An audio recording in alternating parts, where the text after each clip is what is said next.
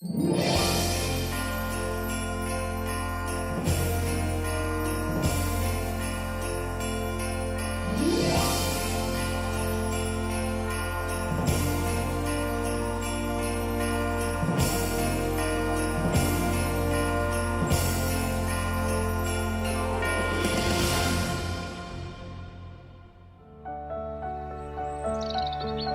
now almost 20 years since I first presented a Christmas programme on TV.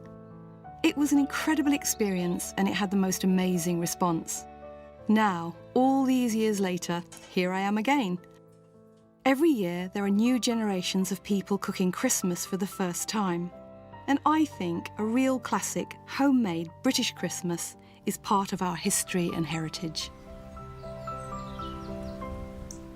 Well, first of all, a warm welcome to my home, where, during the next hour, I'm going to try and convince those of you who feel a bit unsure about it to cook a very homemade, very traditional Christmas. Just close the door, switch on the radio.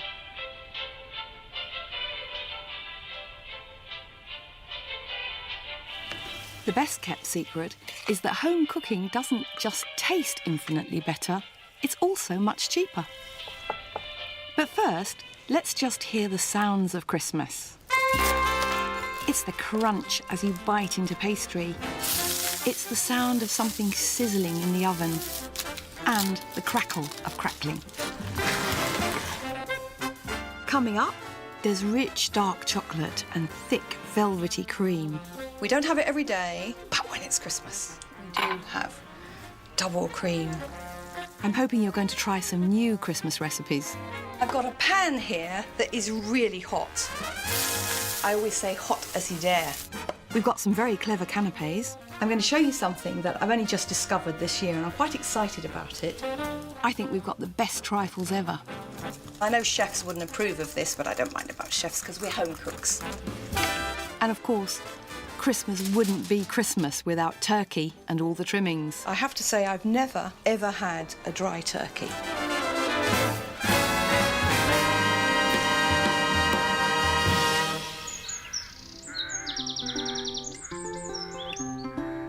But before you even begin to think about cooking anything, first of all, you've got to make a plan. What you need to do to get ahead is work out what you're going to need to get you through the whole Christmas holiday. And although you've got to go out and do sort of basic shopping if you're cooking, it's nice to get that over with and not be there in the crush at the last minute. Then have the mother of all clear-outs and restock your store cupboard with all the ingredients you're going to need. Once you've done a big shop for fruits and spices for your puddings, cakes and mincemeat, ordered your turkey, ham or beef, and make sure you do it early, don't forget to line up all the booze. It's time to begin.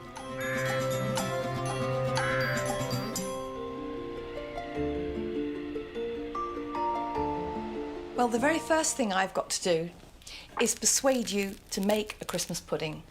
Christmas pudding is the beginning and the end of Christmas. It's the first thing you make. And I've got a feeling that some people think they don't like Christmas pudding because they've only ever had the bought stuff. So here I am, almost on my knees, begging you to make it and taste the real thing. And I'm able to tell you right now how very, very easy it is. It helps if you tick off your ingredients one by one, because there are lots of them, and believe me, it's easy to miss something out.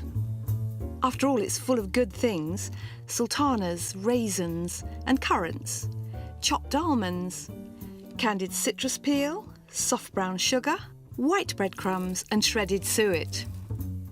When it's all in the bowl, I'm adding the grated zest of half a lemon and an orange, then a cooking apple, chopped with its skin on. Then we've got spices, and the spices we've got a mixed spice, freshly grated nutmeg, and I've got cinnamon. Next we're going to combine dark stout, old-fashioned barley wine, 2 tablespoons of dark rum, 2 eggs, and then give it all a whisk. And then the key thing is to stir, and to stir, and to stir, and to go on stirring. beginning to have a very, very Christmassy aroma. Just keep stirring, and then what you need to do is just lift up some on a spoon and let it just plop off like that. If it doesn't, if it seems a little tiny bit dry, you can add a spot more stout, but that's pretty good. What we're going to do now then is leave that to develop. What I mean by that is all the flavours and all the alcohols to kind of mingle and develop together before we cook it. So what we're going to do is just put a cloth over the top and just leave it like that overnight.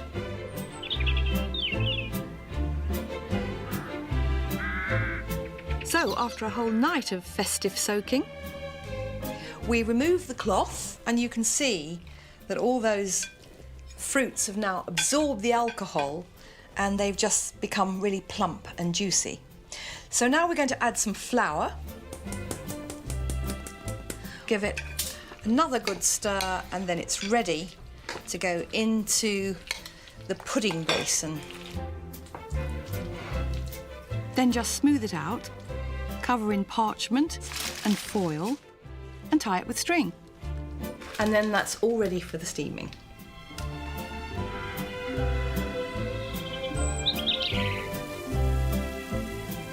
What we're going to do is steam the pudding for 8 hours. Now, I know that sounds a long time, but slow cooking is what brings out all that wonderful Christmassy flavours. The water must be boiling, and all you've got to do then is keep an eye on it, obviously, and then just top it up if the water looks as if it's going down a bit.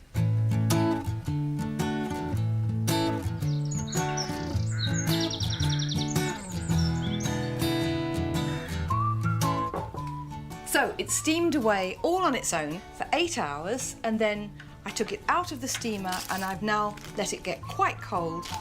Now I need to put fresh coverings on.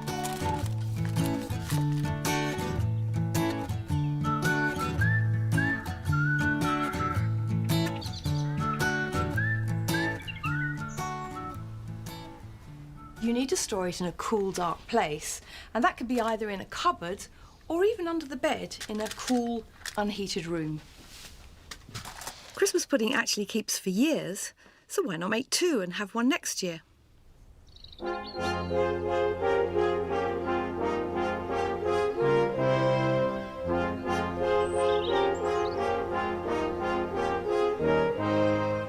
What does Christmas actually mean to me? Well, obviously, I believe in what we're celebrating. That's a start. But I think what we're celebrating is the beauty of human life and how wonderful it is when people come together and celebrate together.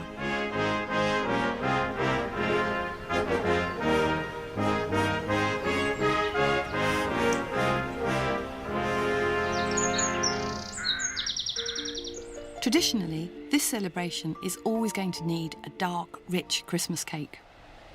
It's called Creole cake, and it comes from Barbados, from a sugar plantation, and I have to say it is one of the most popular Christmas cakes ever. Now here I've got a selection of fruits.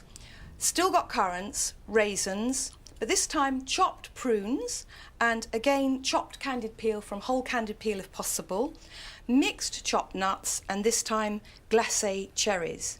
And now to those I'm going to add a tablespoonful of molasses sugar, ground cloves, freshly grated nutmeg, cinnamon, and half a teaspoon of salt. And now the special bit is it's going to have quite a lot of booze, and you'll see as we wheel it on. 3 tablespoons of port, then we're going to have 3 of brandy. Although this might seem quite extravagant, if you make this every year, you'll find these bottles will last you for years. 3 tablespoons of rum. After that, quite a special one, I think, really adds something, is cherry brandy. A little bit of water. This is Angostura bitters, which people use in cocktails and things, and we're going to use 1½ teaspoons of this. Finally, some pure vanilla extract, and again 1½ teaspoons. Now with a wooden spoon, Give it all a good stir, and then I'm going to turn the heat on and just bring it up to simmering point. Let it simmer gently for 15 minutes, then cool and store in a sealed container in the fridge for about a week, giving it a shake from time to time to allow the flavours to mingle and develop. So here in my jar I've got Creole cake fruits, and they've now been soaking for 7 days. When you take the lid off, wow, Christmas. Now we're going to see to the cake itself, and in my bowl here I've got butter, eggs, demerara sugar, self-raising flour, and the great thing about this is you're just going to whip it all up together.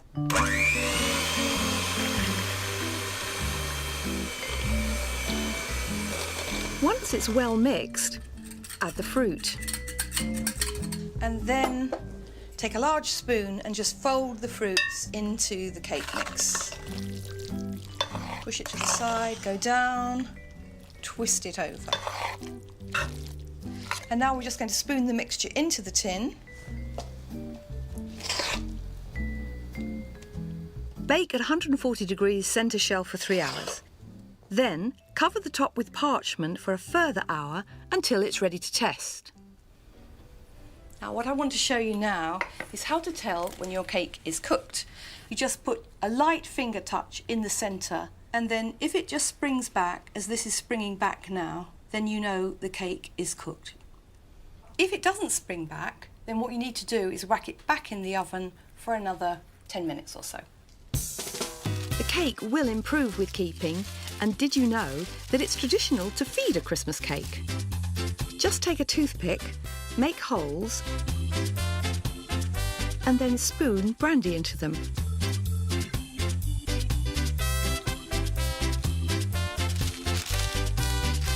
Wrap it up again, then in a couple of weeks' time, you can feed the other side. To decorate, brush the cake with an apricot glaze. Then, on goes the marzipan, and on top of that, a square of fondant icing. I like mine to be really thin. Decorate with a classic shooting star and silver balls, using sticky egg white for glue. If icing isn't your thing, then brush it with an apricot glaze, pop some toasted nuts on top, and finish off with another coating of the glaze.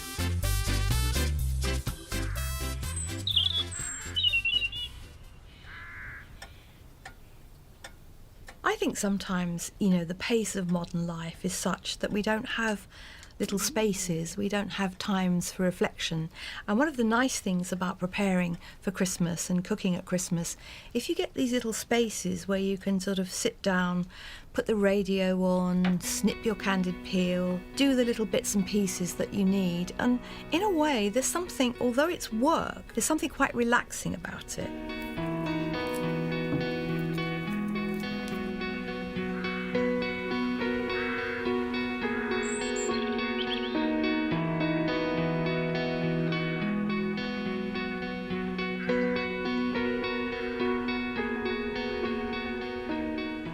One of the things that's very important at Christmas is to get ahead. So if you're the one who's doing all the cooking, it's enormously helpful if you have one of these. And this is it, a rather large freezer, not enough room for it in the house. But at Christmas, it really does come into its own. Now, what I've got in here is a very nice iced chocolate chestnut torte, because that freezes really well. I've got mince pies, sausage rolls, breadcrumbs. Anytime you've got some bread left over, make some breadcrumbs, stash them away for Christmas. The other thing it's always handy to have in the freezer is frozen seafood, because it cooks very quickly and always just very handy to grab anytime you need an extra meal. Frozen seafood is always a good standby throughout the holiday, but for this next dish, I want to use fresh scallops, which are a big treat for me at Christmas. What I'm going to do first of all is take off the orange coral bit and slice this into 2. Now, if it's very thick, you might want to slice it into 3, but that's the kind of size you need for the dish. Add the white part of the scallops to some simmering dry vermouth and poach for 30 seconds. Then pop the corals into the pan and poach them for a minute. Here we've got in the saucepan melted butter, and either you can use a small onion, very finely chopped, or a couple of shallots. Just soften the onion, and then I'm going to add some mushrooms.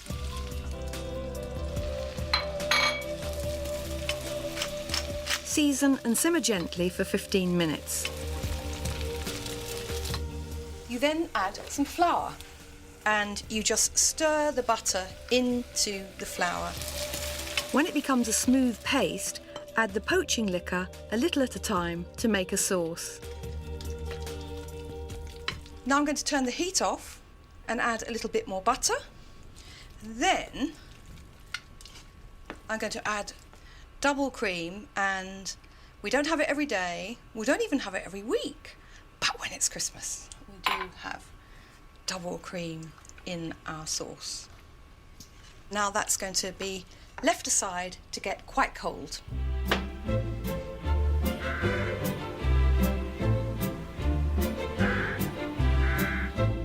Add the poached scallops to the sauce and just fold them all in.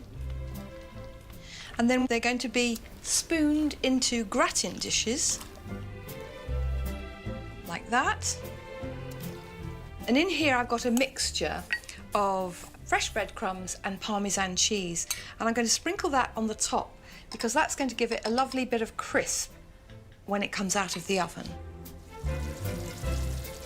Then pop them in the oven at 200 degrees for half an hour.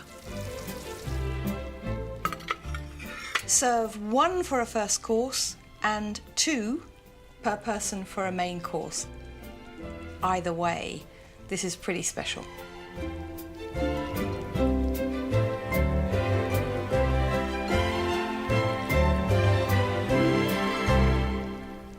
If you want to freeze them, after you've sprinkled on the breadcrumbs and Parmesan, make sure they're absolutely cold, and then you can freeze them till you need them later.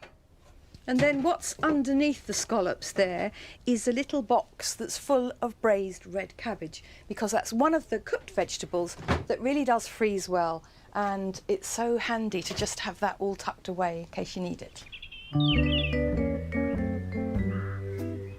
You can serve it with pork, venison, sausages, and my blackened gammon, which I'm going to be showing you how to make in a minute. I think there's only one way to cook red cabbage, and this is it. I always make twice as much so I can freeze some. You begin with shredded cabbage in a large pot. Add chopped onions, garlic, and chopped apples. Dark brown sugar, nutmeg, ground cinnamon, ground cloves, and some vinegar. Give it a good stir. Then before it goes into the oven, add some butter and seasoning. Then another good stir, and cook it slowly for 2 to 2.5 hours.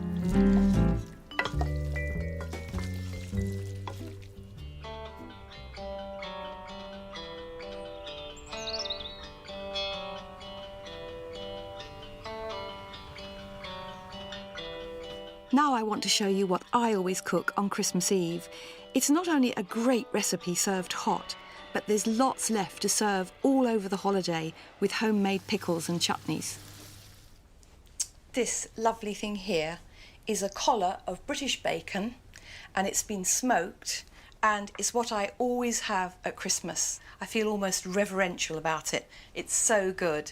Now, you might not like the fact that it's got a little bit more fat in it than middle cut gammon, but I think this is the cut that has the most flavour. The other thing I need is to have it scored, which they do for me, and even though I buy it scored, I still go over it with my knife, because what we're going to do with this is we're going to cook it so that we get crackling, and the way to get crackling is to have all these scores. All I'm going to do with that is place it in a roasting tin. Now, the name of the recipe is bacon with blackened crackling, and the black bit is this, which is molasses. So what we do first of all is just paint it over the skin, and it's the lovely dark sugary flavour of molasses that's going to flavour the crackling. Then just a little sprinkling of salt, put it into a hot oven and roast it.